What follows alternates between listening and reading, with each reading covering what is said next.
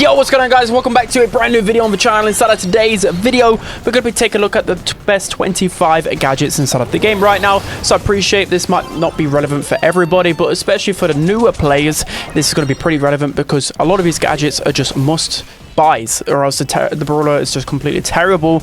And yeah, we're going through. Make sure you guys in the comment section let me know whether I miss out on any of them. But yeah, let's run out with Brawl. So Brawl has to be, well, Brawl's Stomper gadget has to be one of the best gadgets inside of the game. Since his rework, I think it's just definitely needed. I mean, he's still okay without it, but just a stun just guarantees a kill every single time. It's got a really short cooldown as well, so you're able to spam this out pretty much with every single super. It's a must buy. Brock's Rocket Fuel gadget is next, and this gadget is essential for just the way that you want to play Brock. Not only is it just good for opening up the map, it's also good for confirming kills, building up your supercharge, stopping the opponents from regenerating. It's pretty much impossible to miss this rocket, and since the gadget reworked 6 months ago plus, it's just enabled him to open up the map way more frequently. He actually uses his gadget a lot more aggressively as well because you've got unlimited uses of it, so it's a really strong gadget. Because multiple launcher is next, and although it used to be like one of the most broken gadgets inside of a game, it's not as good as that, but it's still really good for defending Rico. You guys know Rico is a super squishy brawler, and if you get close to him, you will probably kill him unless you're using multiple launchers. So against the Lilies, against all of these aggressive brawlers, it can help at least like put up a fight. His Cookie Popper is next, and this allows Gus to be this pretty good support sniper brawler to also be an assassin, because it adds to that DPS, and it can add to that surprise factor, because once you hit the last shot to get your ghost, you instantly click your Cookie Popper gadget and you're just going to deal some insane amounts of damage. So I just think, especially against the snipers, it's just a guaranteed kill most of the time. Piper's Homemade Recipe is next, and although it's not as powerful as it once was, it's still really good on those open maps.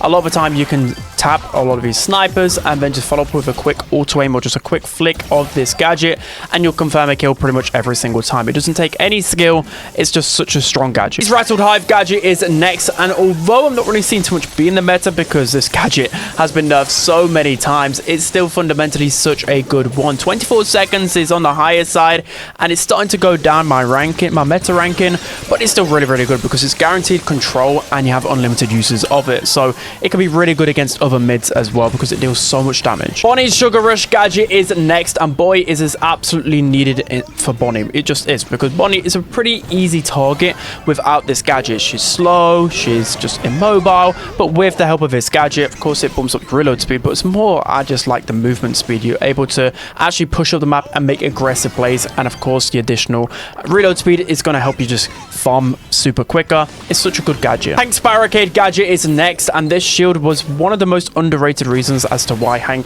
was an S-tier brawler for such a long time. It's because you could just spam this shield, and especially with just the amount of HP Hank already has, it's just such a hard kill. And then on top of his healing with his super, yeah, he's just able to survive so many more interactions and farm so much more super through taking damage thanks to this gadget. Angelo's Master Fletcher gadget is next, and this one is more for the advanced players, especially if you want to play like Claw. This is the reason why Angelo is good in pro play, because a 4K shot through a wall is just so devastating on bounty or knockout, and especially if you paired it with your super, it's just inevitable. It's not really much counterplay to it as well, because it literally pierces through everything. So it's such a good gadget. Tara's Support from Beyond gadget is next, and this gadget is actually getting a couple of second cooldown nerf, but I don't think that's the big reason as to why Tara is like completely meta. The hype charge rate is also really good, but this is just so toxic against those single shot brawlers, just against a lot of different things that can just waste a lot of ammunition. If you're just constantly spamming this out, it's just guaranteed pressure. It's no skill involved here, so I think it helps as well defend itself a lot easier. Gene's Vengeful Spirits is next, and this is more so on those really open maps because it's just guaranteed pressure. These Vengeful Spirits are dealing like upwards of 1,000 damage. Doesn't sound like a lot, but when it's literally damage that you can't ignore, with Gene, it's hard for him to get a lot of damage at maximum range, so just constantly chipping the opponents down, it adds up over time, and that pressure will win you games thanks for this gadget. Quick's Wind-Up gadget is next, and this gadget was so criminally underrated before the gadget rework. It received a little bit of a nerf, but it's still such a strong one because it boosts the damage. It's basically a mini Mandy super people make out. I mean, it's not that strong, but it's still really good for pressure and just getting your super cycling going. You can snipe a choke point, especially in knockout and bounty. It's really good early game, especially knockout as well. It's just really good at getting that first initial control. The slow-mo replay is next, and this gadget is just so broken, and it has been for a long time. The reason why it's so good is because it can interrupt a lot of Brawler's supers, you know, it can interrupt a lot of Brawler's attacks, and with Buster, he deals more damage up close. So if you're bringing someone closer towards you, there's so many combinations with Buster where you throw out your super, you close the gap onto someone, you gadget them in, and then you finish them off with another 2 pieces of ammo. That combination is just brutal, so this gadget will forever be good. Bray's Walking Cane gadget is next, and although this used to be completely and utterly broken, they've since nerfed it quite a lot with the cooldown rate, but it's still such a vital gadget to have with Gray. Main reason being is because he hasn't got the most amount of range as a brawler, so he will struggle to get his super, but thanks to this gadget, what you can do is push up next to a wall, pop the gadget through a wall, and it just bamboozles the opponents a lot of the time, and you can get free supercharge, free kills, etc. So such a good gadget. Otti's Outline gadget is next, and this is funny to me because before the rework it was like the worst gadget in the game, and it might be the best gadget in the game just because you literally get a free super. So unlike Edgar in the past, Edgar used to get a free super with his click of a button with a gadget. Artie just gets it for free still, so I don't know why this hasn't been nerfed, because fundamentally Artie is such an impossible brawler to face off against if you're any type of assassin, aggro, tank, because you can just pop gadget instantly and delete people with that super. And now thanks to his hypercharge as well, it just makes him a really flexible brawler. Yeah, it's such a strong gadget. Charlie Spider's gadget is next, and although it's nowhere near as strong as it used to be upon Charlie's release, it's still such an annoying gadget. It allows her again to just tank so many shots against those snipers, which should typically fare off against that pretty well. It makes her such a versatile brawler because what can you really go into Charlie if she's good into everything, right, in those open maps? Again, it's just like Tara's Pets, where you're just able to just give yourself a little bit more survivability. Lily's Vanish gadget is next, and this has to be the best gadget in the game still. I was a little bit apprehensive when the gadget reworks happened because I thought, oh, it's got such a big cooldown. What, like, will you even be able to use this much in the game? But you can cycle through it so effectively and so quickly, and especially paired with her hypercharge, she just becomes a menace. It's so hard to keep track of a Lily constantly going. It's basically an invis, which makes you like immune to everything for 3 seconds. It's just insane. I just don't get how this gadget even made it through the playtesting because it's just so broke. Ollie is next, and you can make a case for both gadgets. Actually, I like the All Eyes on Me gadget a little bit more nowadays just because it's such a short cooldown, but both gadgets are fundamental to Ollie in my opinion because you can get so many good combinations with your super, and either gadget extends your super duration, so just bear that in mind. Again, most pros use All Eyes on Me now just because you can spam through and defend yourself a lot easier with this gadget. So you can either make a play and jump over the wall with Regulate, or you can defend yourselves against those tanks and aggro brawlers. Umi's Grim and Frostbitten gadget it's got to be one of the best gadgets inside of the game. I mean, that's such a long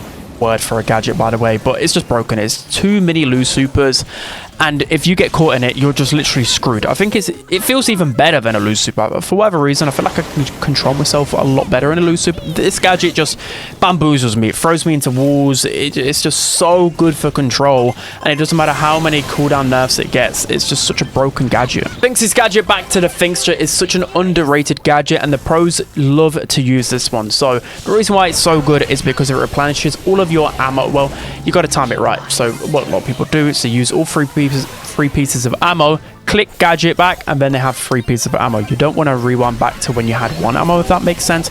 But also another really underrated feature is it's just so good at juking out a lot of utilities. So for example, a Bonnie jumps onto you, you can rewind back. Crow jumps onto you, rewind back. You can time it as well with Atara supers, you can rewind back and save yourself. So for that reason, it's just got so much usage. Jaeyoung's gadget, Weekend Warrior, has to be one of the best gadgets inside of the game. Without this gadget, Jaeyoung would be nowhere near the top of the meta because it actually allows him to compete and kill brawlers in 1 versus 1s. So it gives you that extra damage boost for 5 seconds as well. It's a long time, and you can kill a lot of assassins in that 1 versus 1 thanks to this gadget. Also, when the update drops with Jaeyoung's hypercharge, this damage gadget allows you to build up your hypercharge at least like 6 hits quicker, which is insane. So it's even more needed after the update. Ali's gadget, Cold Blooded, is next, and boy is it such a strong gadget. A gadget that gives her enraged feature, which is probably her best feature about her, which increases the reload speed and increases the range of your attacks. Why would you not want that with a click of a button? It's absolutely insane. And although Ali's fallen down the meta a little bit, when Ali was the best brawler in the game and broken, the gadget was one of the main reasons for it, because you just unlimited, like, you could just dash around the map like crazy. It's just an insane gadget. Crow's defense booster gadget is next, and this is actually hilarious because for years and years this gadget was just not that great, but now that Crow's a lot tankier, why not add another tanky thing on side of him and just abuse what's good about him? And yeah, this gadget, the reason why it's really good is that because you can spam the shields like crazy. 15-second cooldown, that's just hilarious to me. You just won't die with Crow thanks to this gadget. Sandy's Sweet Dreams gadget is next, and boy, has this been one of the best gadgets in the game since Sandy's release years and years ago. Mainly because, well, it's a stun with his next main attack. Why wouldn't that be a strong gadget? You can do it to make plays, you can do it to stop aggressive brawlers going into you.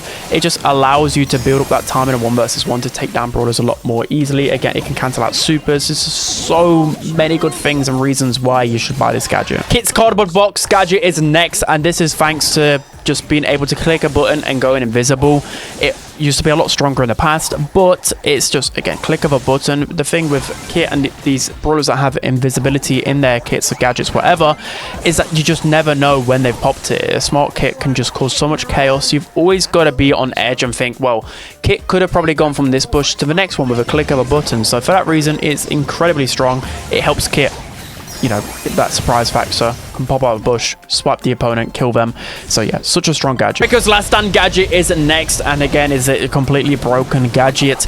I don't know how this hasn't been nerfed when you can survive for 2 seconds. I know maybe once you pop the gadget afterwards, you'll probably die, but it's still just so important in 1 versus 1 interactions. You can combine this really well with the healing star power to actually keep you alive. So when you're 1 HP, heal with healing star power, you know, you get more survivability, and yeah, just 2 seconds is just crazy. And last on the list, I went with Kaze's gadget, so I'm not going to try and pronounce this one, but this gadget, upon release, I thought it was going to be a better one, and then I figured it out with Kaze. The invisibility, when you get hit, it gets removed, but I still think just the fact that with Kaze, you can spam unlimited invisibilities, it's just crazy. It's broken.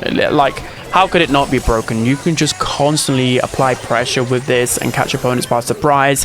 One thing that I love to do is in the geisha form, you can easily just dash up the map, and then just before you get into the opponent's line of sight, you can pop invisibility and just surprise them, take them down, and that just, it starts a super chain. That's just why this gadget is so good. You can just never ever like relax, because they can just be invisible on top of you at any point in time. So that's gonna be it for today's video, guys. I hope you enjoyed. Let me know down in the comment section below whether I missed out anything. Again, I'll do this list probably like every 6 months, unless they just do a complete overhaul and balance of gadgets, which I don't think they'll really do right now. But yeah, that's gonna be it, guys. Hope you enjoyed. Don't forget to like, comment and subscribe, and I'll see you guys next time.